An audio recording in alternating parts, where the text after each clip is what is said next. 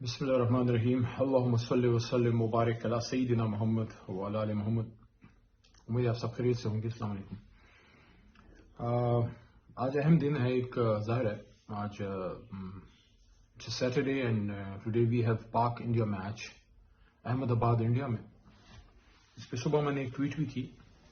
ہمیشہ I am a cricket enthusiast. In fact میں cricket کھیلتا بھی رہا پروفیشنل چھوٹے سے لیول پہ, لیکن جتنا میرے سے ہو سکتا تھا. یونیورسٹی کلر تھا میرے پاس, اور بچپن سے عمران خان صاحب, جاوید میاں, اور پھر بعد میں وسیم اکرم, وقار یونس, اور پھر آف کورس شعیب اختر اور ویون ریچرڈس, مارٹن کرو,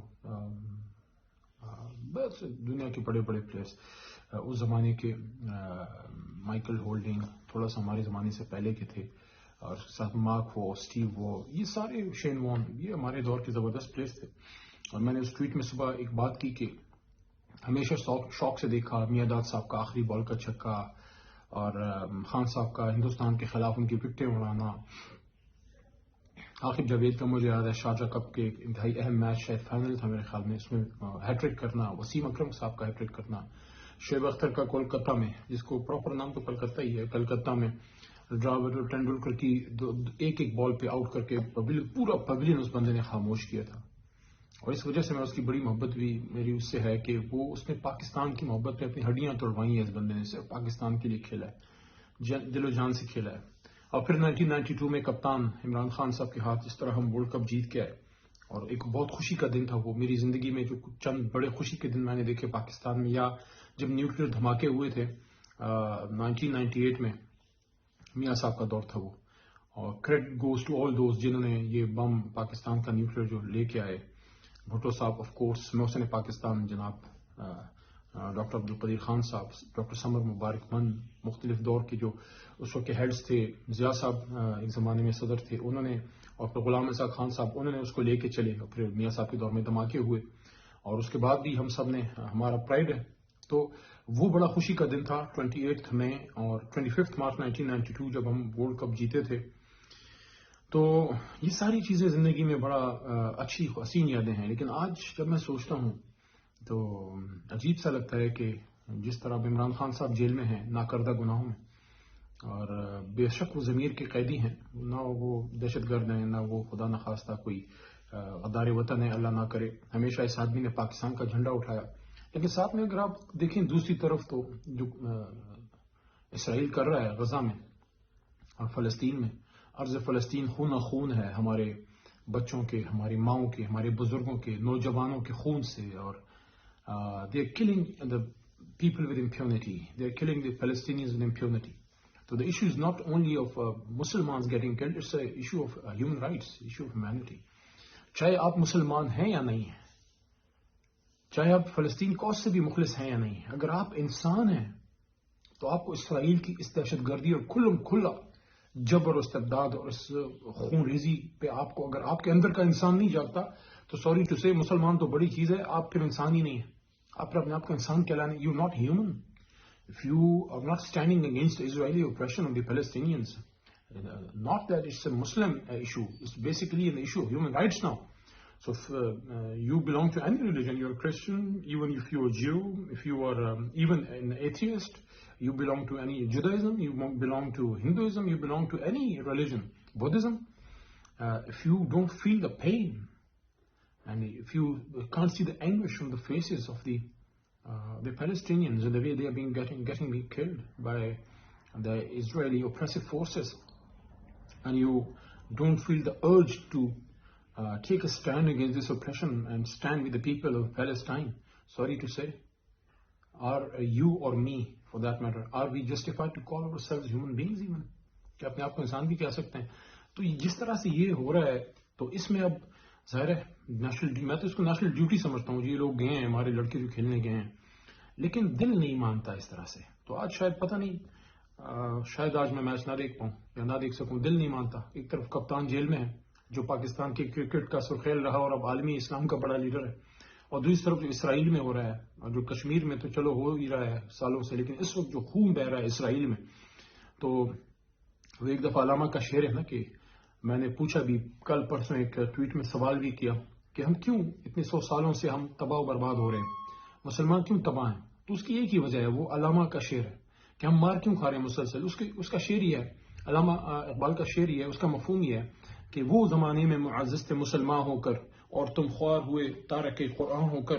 یہ جو کتاب ہے نا، یہ قرآن عظیم الشان، اس کو ہم نے صرف ختم قرآن کے لیے اور بچی ہماری بیائی جائے رہی ہو کسی گھر تو اس کے سر پہ رکھنے کے لیے، والد صاحب فوت ہو رہے ہیں ختم کرنا ہے اور خوشی میں جو ہے طلباء کو بلا کے ختم قرآن کر لیا. دس از، وہ بھی ایک بڑا کام ہے، لیکن اصل میں تو اس نے it's a way of life, it's a way of life.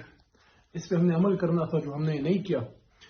Quaid Azam سے پوچھا گیا 1940 قرارداد لاہور کے بعد کہ قائد آپ کہتے ہیں کہ مسٹر جناح آپ کہتے ہیں پاکستان، تو پاکستان کا طرز حکومت کیا ہوگا؟ تو انہوں نے فرمایا تھا 1942 میں کہ میں کون ہوتا ہوں مسلمانوں کے پاکستان کے حکومت کا طرز حکومت کا فیصلہ کرنے والا پاکستان کا. یہ فیصلہ تو 1350-1400 سال پہلے قرآن میں ہو چکا. قرآن ہماری رہنمائی کے لیے تا قیامت موجود رہے گا. تو کیا اس قرآن پہ ہم نے عمل کیا؟ نہیں کیا.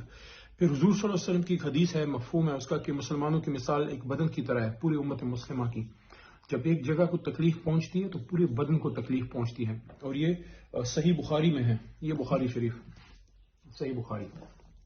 تو بھائی جان، ہم نے نہ قرآن پڑھا، نہ ہم نے جناب والا حضور نبی کریم صلی اللہ علیہ وسلم کی زندگی پہ عمل کیا، خاتم النبیین کی، اور ہم نے صرف ثواب کمانے کے لیے دین کو اپنایا ہوا ہے. لیکن جہاں جہاں دین ہمیں جب اپلائی کرتے ہیں اور جہاں ہمیں دین اور دنیا میں ایک چیز کو اپلائی کرنا پڑتا ہے، چوز کرنا پڑتا ہے، پھر ہم سوری ٹو سے ہم دنیا کو لیتے ہیں، دین کو پیچھے پھینکتے ہیں اور کہتے ہیں کہ اللہ معاف کرے گا، اللہ بڑا غفور الرحیم ہے. نہیں، اللہ تو معاف کرے گا، لیکن کہاں گئی وہ قول جو حضرت علی رضی اللہ تعالیٰ عنہ کا تھا حضرت حسنین کریمین کو، حضرت حسن اور حضرت حسین رضی اللہ عنہ کو، کہ بیٹا آپ سب سے بہترین دنیا کماؤ، سب سے زیادہ مال کماؤ، لیکن جب کبھی آپ کا مقابلہ ہو کہ دنیا لینی ہے یا آخرت لینی ہے، تو حضرت حسن اور حضرت حسین رضی اللہ اجمعین کو حضرت علی کرم اللہ وجہ نے فرمایا تھا کہ پھر آپ نے دنیا نہیں لینی، پھر آپ نے آخرت لینی ہے. اور یہ بھی فرمایا تھا کہ اپنے نفس کو مت بیچنا، اگر بیچنا پڑے تو جنت سے کم پہ نہ بیچنا. کہاں ہم اور کہاں وہ اور کہاں وہ. تو ان چیزوں پہ جو کب تک ہم مطلب ہے کہ we have to focus on these things as a Pakistani. آج ہر جگہ یہ بات ہو رہی ہے کہ پاکستان کی طرف فلسطینی دیکھ رہے ہیں. کیوں دیکھ رہے ہیں؟ آپ نے کبھی سوچا ترکی کی طرف کیوں نہیں دیکھتے؟ حالانکہ آخری تو سلطنت عثمانیہ تو ان کے ہاتھ میں تھی. کسی اور ملک کی طرف کیوں نہیں دیکھ رہے؟ بڑے بڑے اسلامی ممالک ہیں، سعودی عربیہ ہے، ہمارا بڑا بھائی بھی ہے، خادم حرمین شریفین، دونوں ہمارے خانہ کعبہ اور مسجد نبی صلی اللہ علیہ وسلم دونوں وہاں ہیں. مصر کی طرف کیوں نہیں دیکھتے؟ عراق کی طرف، ایران کی طرف کیوں نہیں دیکھتے؟ وائی پاکستان؟ کیوں؟ کیونکہ پاکستان بنا تھا لا الہ الا اللہ محمد رسول اللہ پہ. جس طرح یہ کانسیپٹ آپ کو شاید زندگی میں یہ بات آج تک کسی نے نہ بتائی ہو، میرے ذہن میں اللہ نے ڈالی ہے، آپ سے شیئر کر رہا ہوں کہ جب ایک بچے کو تکلیف ہوتی ہے نا تو وہ کہتا ہے ماں، اور جب ایک مسلمان کو کوئی مسئلہ آتا ہے تو کہتا ہے یا اللہ خیر، کہتا ہے لا الہ الا اللہ محمد رسول. مشکل آتی ہے نا، زلزلہ آتا ہے ہم کہتے ہیں لا الہ الا اللہ محمد رسول. تکلیف آتی ہے ہم کلمہ شہادت پڑھتے ہیں. آخری وقت بھی قائد اعظم کی بہن فرماتی ہیں کہ آخری وقت قائد کے لبوں پہ جو ہے تو لا الہ الا اللہ محمد رسول اللہ تھا، اور ان کے لبوں پہ کیا تھا کہ فلسطین، کشمیر، مہاجرین اور لا الہ الا اللہ محمد رسول اللہ. پھر آخر میں کہتے ہیں کہ خدا حافظ فتح. اپنی بہن کو فتح کہتے تھے پیار سے، فاطمہ جناب بی بی کو، اور آخری الفاظ یہ تھے کہ لا الہ الا اللہ محمد رسول اللہ. تو جس طرح آخری وقت میں ایک مسلمان اپنے اللہ کو پکارتا ہے، کلمہ پڑھتا ہے، تو کلمے کے نام پہ ملک کون سا بنا؟ پاکستان. پاکستان کا مطلب کیا؟ لا الہ الا اللہ. فطری ہے، ہم نظریے کی بنیاد پہ بنے، دو قومی نظریے پہ بنے، کلمہ شہادت پہ بنے. اس لیے پوری دنیا کے مسلمان کا پاکستان کی طرف امید سے دیکھنا فطری ہے. کشمیری دیکھے گا، فلسطینی دیکھے گا، برما میں مسلمانوں کے سر کٹے وہ دیکھیں گے، جہاں تکلیف ہوگی وہ دیکھیں گے، پاکستان کو دیکھیں گے، پاک فوج کی طرف دیکھیں گے. اس کو یہ نہ سمجھے کہ صرف پاکستان کی یہ فوج ہے، یہ صرف پاک فوج نہیں ہے، اسلامک فوج. اس کی طرف دیکھیں گے. ہمارا یہ فرض بنتا ہے کہ جو آپس میں کچھ چیزیں دنیا پیدا ہوئی ہیں، اس لیے تو میں بار بار چیخ کے کہہ رہا ہوں کہ پولیٹیکل مسائل کا حل نکالیں، بیٹھیں، سب کو بٹھائیں. خان صاحب کو بھی جو ہے وہ آئیں اور غلط کیسز ان سے ختم ہوں، وہ آئیں بیٹھیں. میاں صاحب بھی بیٹھیں، زرداری صاحب بھی بیٹھیں، آرم فورسز کے سپریم کمانڈر رہے ہیں، بڑی پارٹی کے ہیڈ ہیں، یا بلاول صاحب، لیکن زرداری صاحب ان کے سینئر ہیں، وہ آئیں بیٹھیں. اور صدر مملکت کے نیچے جو ہے پریزیڈنٹ ہاؤس میں یہ بیٹھک ہو، اسٹیبلشمنٹ بیٹھے. اور یہ الیکشن صرف کرانا جو ہے امپورٹنٹ نہیں ہے، الیکشن کے آگے کیا کرنا ہے، دیٹ از امپورٹنٹ. اس پہ میں نے پرسوں بھی ایک ویلاگ کیا تھا، ایک بات میں نے اپنی آپ کے سامنے رکھی تھی. اب ذرا تفصیل سے بات کر رہا ہوں کہ اس پہ آپ بیٹھیں بات کریں کہ ہم الیکشن تو کر لیں گے، کرتے نہیں رہے، 88 میں نہیں کیا، 90 میں نہیں کیا، پھر 93 میں نہیں کیا، پھر 96 97 میں نہیں کیا، پھر 2002 میں نہیں کیا، پھر 2008 میں نہیں کیا، 13 میں نہیں کیا، 18 میں نہیں کیا. What do we get out of it؟ کیا ہمیں کوئی آگے کا راستہ ملا؟ چائنا ہمارے بعد آزاد ہوا ہے، سپر پاور ہے. ہندوستان جو ہے وہ ہم سے آگے جا رہا ہے، چاند پہ پہنچ چکا ہے. We as a Pakistani need to think. آخر کو یہ جھنڈا رہ جانا، یہ جو پیچھے لگا ہوا، یہ جو ادھر سینے پہ ہے، اور یہ ظاہر ہے اس سرکار نبی صلی اللہ علیہ وسلم کے صدقے اللہ نے ہمیں یہ ملک دیا ہے. تو یہ پولیٹیکل جماعتیں تو ہمارے چھوٹے چھوٹے گھر ہیں جہاں بیٹھ کے ہم نے اس بڑے گھر کا فیصلہ کرنا ہے، اس کے ساتھ کرنا کیا ہے. تو اس پہ ضرور بیٹھک ہونی چاہیے. میں اپنی بات کی طرف واپس آتا ہوں کہ فلسطینی ہماری طرف دیکھتے ہیں، کشمیری ہماری طرف دیکھتے ہیں، پاک فوج کی طرف، پاکستان کی طرف، پاکستان کے 22-25 کروڑ عوام کی طرف. تو ہمیں ضرور یہ فیلنگ ہونی چاہیے. دیکھیں میچز وغیرہ ہوتے رہیں گے، میری دعا ہے کہ یہ میچ ہماری ٹیم آج جیتے، کیونکہ جہاں جہاں مقابلہ سجے گا، چاہے وہ کرکٹ کا ہو، چاہے وہ ایجوکیشن کا ہو، چاہے جہاں پاکستان کا جھنڈا کھڑا ہے میدان میں، ہماری پھر پوری ایز اے مجاہد ہماری دعا ہے کہ ہمارا جھنڈا وہاں سے سرخرو ہو کے، ہماری دعا ہے آج پاکستان جیتے. لیکن اصل جیت کون سی ہے؟ اصل جیت یہ ہے کہ ہم امت مسلمہ کو اکٹھا کر سکیں. پاکستان نے وہ کردار ادا کرے جو اس کا کام ہے، جو لیڈر ہے پاکستان امت مسلمہ کا. قائد اعظم محمد علی جناح سے 1948 میں لائف میگزین والوں نے پوچھا، اس پہ بھی میری بات موجود ہے، اسپیچ بھی ہے اسمبلی میں، اس پہ میں نے گفتگو کی بھی ہے، کہ قائد اعظم سے پوچھا گیا کہ mister Jinnah how do you perceive Pakistan? تو قائد نے فرمایا I perceive Pakistan to become the pivot of the world, کہ یہ دنیا کی ایک بنیاد بنے گی، یہ دنیا کی ایک جس کو ایک پلر کہتے ہیں، جس پہ دنیا ریسٹ کرتی ہے، یہ دنیا کی سب سے مضبوط طاقت بنے گی. اور اسلامک امت کا تو آف کورس. تو اس پہ ہم پاکستان سے وہ کردار ہم نے کیسے لینا ہے. میں نے آج سنا کچھ تنقید کچھ لوگوں نے کی ہے جنرل راحیل شریف صاحب پہ، جو اسلامک فوج کے سربراہ ہیں. مجھے نہیں پتا اس فوج کا کیا کردار ہے اور وہ کتنا وہ قابل عمل ہے، لیکن بہرحال ہمیں اب سوچنا پڑے گا، اور وقت ہم سے گزرا جا رہا ہے کہ اگر ہم نے کوئی ایسی اسلامک فوج بنائی بھی ہے، تو میں یہ نہیں کہہ رہا کہ آپ چڑھ دوڑیں اور جا کے لڑائیاں شروع کر دیں، لیکن ایک تھریٹ فیکٹر تو ہونا. ہم تھوڑی آنکھ تو دکھائیں. آج تو پوری امت مسلمہ سوئی پڑی ہے، پوری امت مسلمہ سے آواز ہی نہیں نکل رہی. ہمارے اپنے ملک سے کچھ 2 اسٹیٹوں کی بات، 2 اسٹیٹ کی کیا بات کرتے ہیں، جب آپ کے قائد نے فرما دیا کہ لیجیٹیمیٹ اسٹیٹ ہے. فلسطین کی بات کریں، مسجد اقصی کی بات کریں. بڑے سمپل سٹینڈ پہ ہم کوئی نہ مجھے آپ 1 انچ پیچھے ہٹنے دیں، نہ ہم آپ کو 1 انچ پیچھے جو ہے وہ ہٹنے دیں گے. عمران خان صاحب نے افغانستان کے لیے امن معاہدے کے لیے 2 OIC کانفرنسز کی تھیں.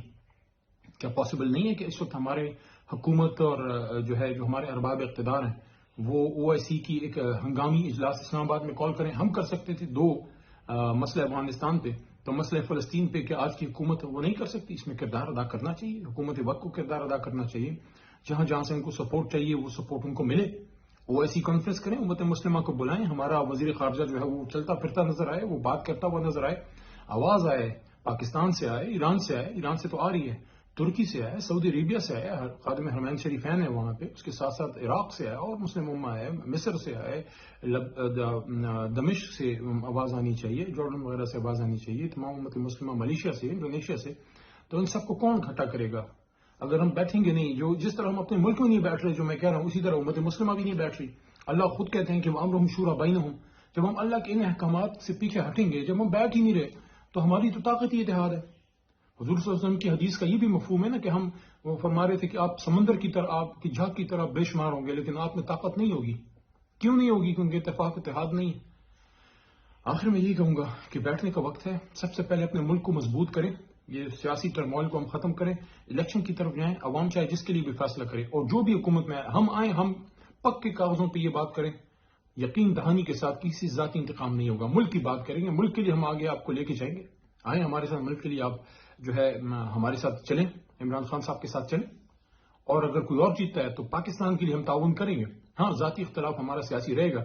تو یہ جو ملک کو ہم اسٹرانگ کریں گے، پاک فوج بھی اسٹرانگ ہوگی، ادارے بھی اسٹرانگ ہے، ہمارے جو حساس ادارہ ہے دنیا کا بہترین ہے وہ بھی جو ہے اپنا جو اس کا جو اصل کام ہے اس کی طرف زیادہ تندہی سے جب جائے گا. جب پولیٹیکل معاملات سیٹ ہوں گے تو ملک کے تمام ادارے اپنے پیشہ ورانہ امور کی طرف زیادہ توجہ دے سکیں گے. ملک مضبوط ہوگا. جب معیشت مضبوط ہوگی، آپ کی آواز میں جو ہے وہ طاقت اور توانا پن تب آئے گا جب ملک اندر سے مضبوط ہوگا. ہم ایک طرف تو امریکہ اور IMF ان لوگوں سے ہاتھ اس طرح کاسا ہم نے آگے کیا ہوتا ہے کہ ہمیں کچھ دے دو، تو کیا بھکاری کی کبھی عزت ہوئی ہے؟ تو یہ کشکول کب توڑیں گے؟ ہماری بھی کوئی 50 کے قریب ہونے والے ہیں، کب توڑیں گے؟ اس لیے کہتے ہیں وَاعْتَصِمُوا بِحَبْلِ اللَّهِ جَمِيعًا وَلَا تَفَرَّقُوا، اللہ کی رسی کو مضبوطی سے تھام لو اور تفرقے میں نہ پڑو۔ میں نہیں، آپ کا اللہ، ہمارا اللہ اور ہمارا حبیب حضور نبی کریم صلی اللہ علیہ وسلم سے ہمیں یہ باتیں پہنچی۔ پاکستان زندہ باد۔